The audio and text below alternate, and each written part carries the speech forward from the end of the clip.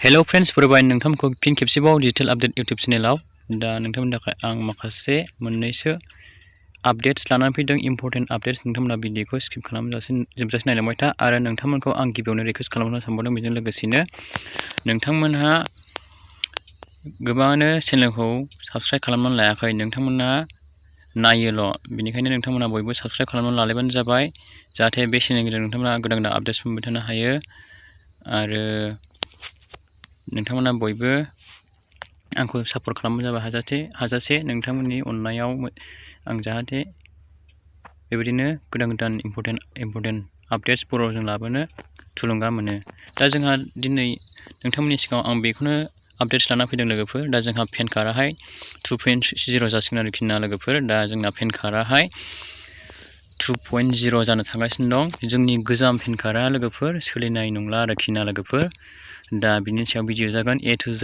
आं बे भिडिअनि गेजेरजों नोंथांमोननो मिथिहोहरगोन ओमफ्राय माबोरैहाय जोङो पेन कार्डखौहाय 2.0 पेन कार्डखौहाय माबोरैहाय आपडेट खालामना लानो हागोन बिनि स्टेप बाय स्टेप भिडिअ नोंथांमोनहा बिनि प्रसेसखौहाय बे भिडिअनि गेजेरजोंनो मोननो हागोन नोंथांमोनहा भिडिअखौ स्किप खालामजासे नायलांबानो जाबाय दा जोंहा पेन कार्डआहाय गोजाम पेन कार्डआ सोलिनाय नंला दै लोगोफोर नोंथांमोना आपडेट खालामनानै लानांसिगोन बयबो दा आपडेटनि समा जोंना सफैबाय आरोखि ना दा आपडेट जाबाय आरोखि जोंहा पेन कार्ड 2.0 जासिगोन आरोखि दा बेफोरबायदि आं स्क्रिनाव होनाय बायदि बेफोरबायदि फैनो हागौ आरोखि पेन कार्डआहाय गोदान पेन कार्डआ बेफोरबायदि जानो हागौ इमेजआहाय दा नोंथांमोना नायना लाबानो जाबाय स्क्रिनाव दा गोदान पेन कार्डआ माबायदि जागोन नोंथांमोना बेखौ नायबानो जाबाय आरोखि ना दा लोगोफोर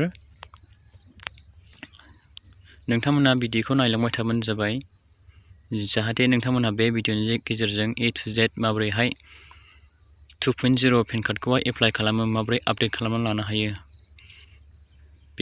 बेनि A to Z नोंथांमोना बे भिडिअआवनो मोनलांजोबगोन नोंथांमोना भिडिअखौ नायलांबाय थाबानो जाबाय दा जोंहा पेन कार्डआवहाय मा नोंथांनि मबाइल नाम्बार ओमफ्रायहाय इमेल नाम्बारखौ आपडेट खालामनो हागोन आरोखि ना लोगोफोर ओमफ्राय नोंथाङा बबे मबाइल नाम्बारखौ बबे बेंकआव रेजिस्टार नोंनि बेंकआ बबे आधारजों लिंक थानाय रेजिस्टार आधारजों बेंकजों लिंक थानाय बेखौसो नोंथाङा बेवहाय पेन कार्डआवहाय आपडेट खालामनांगोन लोगोफोर होनांगोन आरोखि नङाब्ला फिउचारावहायबो प्रब्लेम जानो हागौ बेनिखायनो गासैबो मिलायनाय बायदि गासैबो pan card Aadhaar card bank account जायखिजाया माबा मोनसे जिनिसाव होनाय मबाइल नाम्बारखौ नोंथांमोना इउज खालाम नङा होमबा लोगोफोर थ' लोगोफोर जों बारा गोबाव खालामला भिडिअखौ स्टार्ट खालामदिनि लोगोफोर दा जोङो पेन कार्डखौ आपडेट खालामनायनि अफिसियेल साइटआव फैबाय अफिसियेल साइटआव जोङो गिबियावनो फैग्रोनांगोन नोंथांमोनहा गुगोल नङाब्ला क्रम ब्राउजाराव थांनानैबो नोंथांमोना लिरनो हागोन आरोखि 2.0 पेन एप्लाइ बेबायदि लिरनो हागोन आरोखि नोंथांमोना नङाब्ला आङो बिनि लिंकखौहाय डिसक्रिपसन बक्सआवहाय पिन खालामना दोनखागोन नोंथांमोना जेबो टेनसन लानांगौनि गोनांथि गैया नोंथांमोना थांनानै आंनि डिसक्रिपसन लिंक बक्सआवहाय नायबानो नोंथांमोना मोनगोन आरोखि ना बेवहाय थांनानै नोंथांमोना डाइरेक्ट माबाबानो जाबाय नायबानो जाबाय बेयावनो मोनखागोन नोंथांमोना गावनि अफिसियेल साइटआव लांना थांखागोन नोंथांमोनखौहाय दा जोङो बारा गोबाव खालामला बिदिब्ला जोङो एप्लाइ खालामनाय प्रसेसखौहाय नोंथांमोना नायलांबाय थादो स्टेप बाय स्टेप आं खिन्थाहरगासिनो दं नोंथांमोना नायलांबानो जाबाय आरोखि ना लोगोफोर दा नै बेनो आरोखि एड्रेस आपडेट फेसिलिटि होनदों दा ओरै स्क्रल डाउन खालामदो एसेहाय स्क्रल डाउन खालामनानै नोंथांमोना नैबे 7 नाम्बार पेजआवहाय फै 7 नाम्बार पेजआवहाय बे 7 नाम्बारमोन आरोखि ना लोगोफोर बे 7 नाम्बार पेजआव फैदो ओमफ्रायहाय बिनिफ्राय बेहाय नोंथांनि पेन नाम्बार ओमफ्राय बेहाय आधार नाम्बार ओमफ्राय बेहाय डेट अफ बार्थ ओमफ्राय बेहाय इयार लिरबानो जाबाय आरोखि दा जोङो सेलेक्ट खालामसै नङा होमबा लोगोफोर बेवहाय पेन कार्ड नाम्बार होनोसै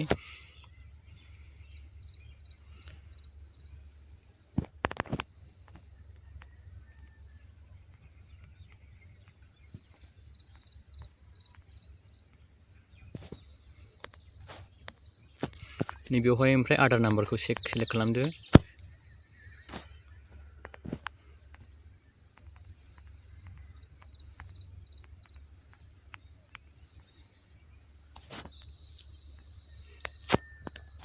ओमफ्राय नैबेवहाय डेट बार्थखौ सेलेक्ट खालामदो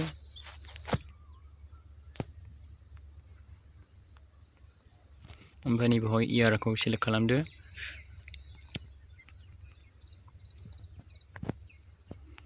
जाबायना लोगोफोर, नोंथांमोना बेबायदि खालामनानै लाबानो जाबाय। नोंथांमोना बेवहाय गावबा गावनि पेन कार्ड नाम्बारखौ होदो, नैबेवहाय आधार नाम्बारखौ होदो, बेनि उनावहाय डेट अफ बार्थखौ होदो।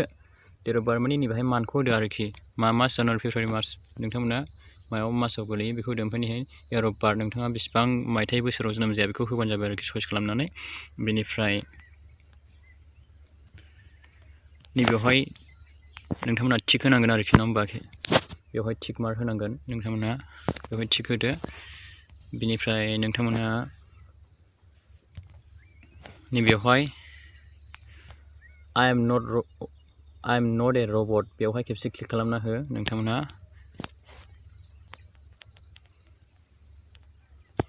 बेनि उनाव नोंथांमोना नैबे साबमिट बाटोनावहाय खेबसे क्लिक खालामना होदो आरोखि ना।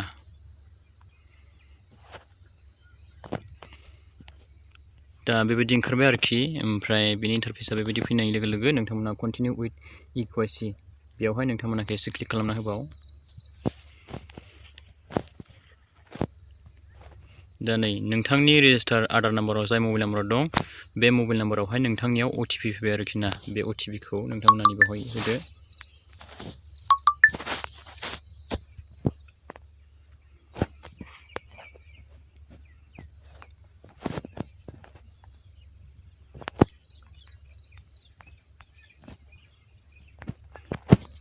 दा OTPखौ आं होबाय। ओमफ्राय बिनि उनाव नोंथांमोना नैबेयावहाय साबमिटआवहाय खेबसे क्लिक खालामना होदो आरोखि, नैबे साबमिटआव।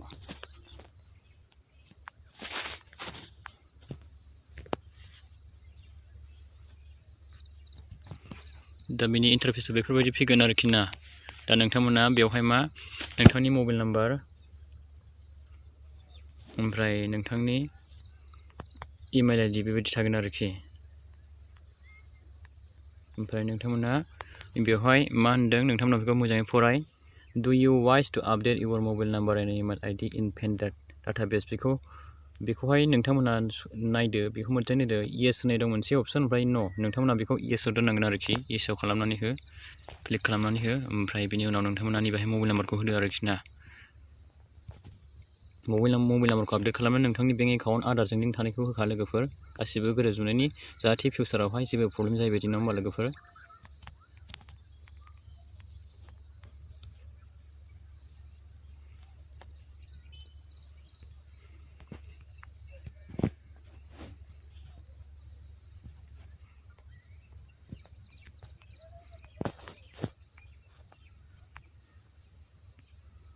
दा आं दा मबाइल नाम्बार, नैबेहाय मबाइल नाम्बार, नैबेवहाय इमेल ID होबाय आरोखि ना। बिनि उनाव नोंथांमोना नैबे साबमिटआवहाय क्लिक खालामना हो।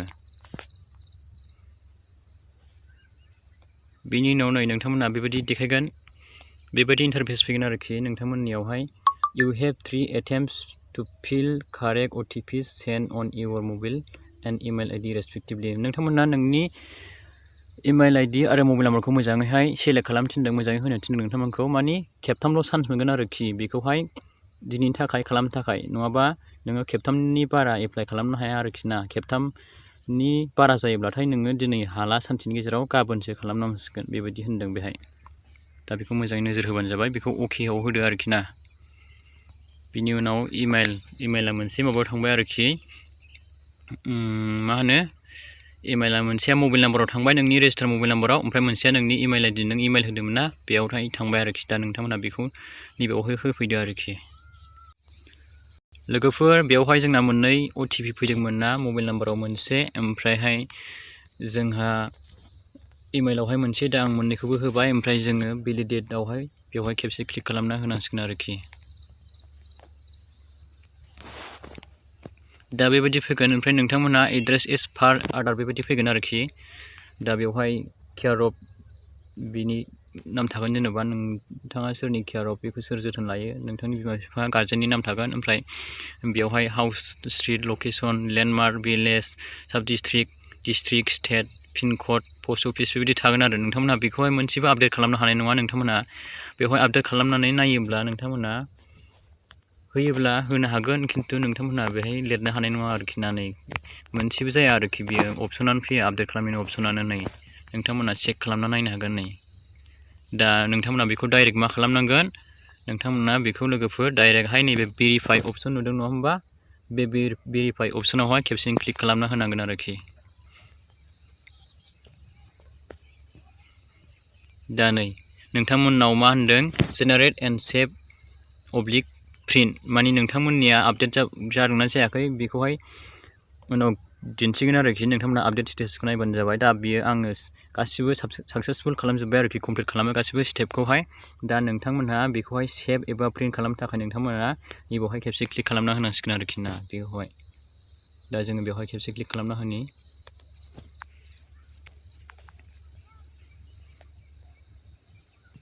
दा नै बेबायदि होनदों आरोखि ना। दा thank you for using online address Aadhaar facility बेबायदि होनबाय। ओमफ्राय नोंथांमोननि बेहाय एक्न'लेजमेन्ट रिसिप्ट थागोन आरोखि बेखौहाय बुंदों। ओमफ्रायहाय बेबायदि देखायबाय साक्सेसफुल जाबाय। ओमफ्राय नैबेहाय नै बेबायदि एक्न'लेजमेन्ट रिसिप्ट मोनगोन आरोखि बेबायदि नै बेबायदि जागोन एक्न'लेजमेन्ट स्लिपाहाय। दा नोंथांमोनहा बेखौहाय प्रिन्ट आउट खालामना लानांगोन आरोखि कम्पिउटारजों खालामोबा। दा मबाइलजोंहाय खालामनो हागोन ना हाया बेखौहाय आं बुंथ'नो हाला आरोखि ना लोगोफोर। नोंथांमोनहा कम्पिउटाराव माबायोबा मबाइलजों डाइरेक्टहाय प्रिन्ट खालामना लानो हागोन आरोखि।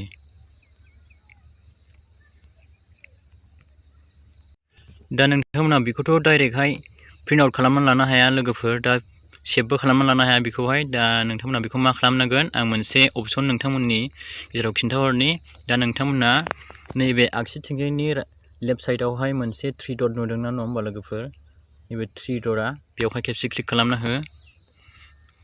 बिनि उनाव नोंथांमोनहा मा खालामनांगोन लोगोफोर नोंथांमोनहा नैबे डाउनलडनि मोनसे माबा नुदोंना थिरसिन बेवहाय क्लिक खालामना होबानो बियो डाउनलड जासिगोन आरोखि ना लोगोफोर। ओमफ्राय बियो नोंनि गेलारि एबा फाइलावहाय स्टरेजावहाय थाहैसिगोन आरोखि सेभ जाहैसिगोन आरोखि बियो PDF फाइला। दा नोंथांमोनहा बेबायदि खालामना लाबानो जाबाय। दा जोङो खेबसे क्लिक खालामनायनि बे डाउनलड अप्सनावहाय। दा बियो डाउनलडनि जाबाय नालाय लोगोफोर। ओमफ्राय अपेन खालामनि लोगोफोर बेखौहाय। नै लोगोफोर बेबायदि जागोन आरोखि डाइरेक्ट इन्टारफेसआ बेबायदि ओंखारगोन। दा नोंथांमोनहा बेखौहाय बेबायदि नुगोन आरोखि ना।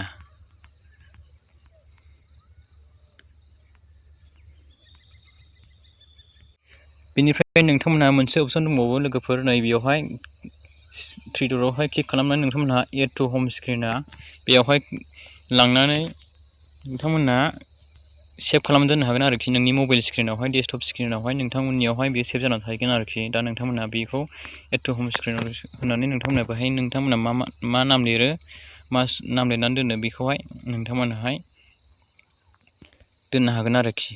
जेनेबा बेबायदि नाम लिरनानै दोननो हागोन आरोखि। बे नोंनि हम स्क्रिनाव थाहैबाय आरोखि। नोङो दा हम स्क्रिनाव नायबानो बेखौ मोनसिगोन आरोखि ना लोगोफोर एक्न'लेजमेन्ट स्लिपखौहाय। लोगोफोर दा बियो जोंनाहाय पेना आपडेट साक्सेसफुल जाबाय आरोखि ना आपडेट खालामनाया। दा बियो जोंहा पस्ट अफिसावहाय सौफैयो। नोंथांमोननो पस्ट मास्टार पस्टमेनाहाय नोंथांमोननो होफैनो हागौ। नङाब्ला नोंथांमोनहा पस्ट अफिसावहाय गावबागाव खबर लाबानो जाबाय थांनानै। बेसे गोबावजों सौफैगोन बेखौथ' जों बुंनो हाया जाहैबाय नङा होमबा लोगोफोर। मास मोनसे देर मास मास मोननै मास मोनथाम बेबायदि लानो हागौ लोगोफोर। दा 2.0 पेन कार्डआहाय जोंना पस्ट अफिसावनो मोनगोन आरोखि। पस्ट अफिसनि गेजेरजों बियो सौफैगोन आरोखि। दा नोंथांमोना खबर लाबानो जाबाय आरोखि। पस्ट अफिसाव खबर लाबाय थाबानो जाबाय आरोखि ना लोगोफोर। थ' लोगोफोर बिदिब्ला दिनै भिडिअखौ एसेखिनियावनो फोजोबनो सानबाय। दा नोंथांमोनहा भिडिअखौ नायनानै मोजां मोनदोंब्ला लाइक खालामना होदो कमेन्ट खालामहरबानो जाबाय। ओमफ्राय नोंथांमोनहा बयनोबो बेखौहाय बे भिडिअखौ लोगोफोरनो नोंथांमोनहा बयनोबो शेयार खालामनानै होबानो जाबाय जाहाथे बयबो मिन्थिनाय बायदि। मानोना बावाखै लोगोफोर आपडेट 2.0 आपडेट जानाया पेन कार्डआहाय। बेनिखायनो नोंथांमोनहा हाजासे भिडिअखौ लोगोफोरनो बयनोबो शेयार खालामलायनानै होबानो जाबाय। थ' लोगोफोर बिदिब्ला भिडिअखौ एसेखिनियावनो फोजोबनो सानबाय। Thank you for watching. Next भिडिअजों लोगो मोनगोन। Bye bye and take care.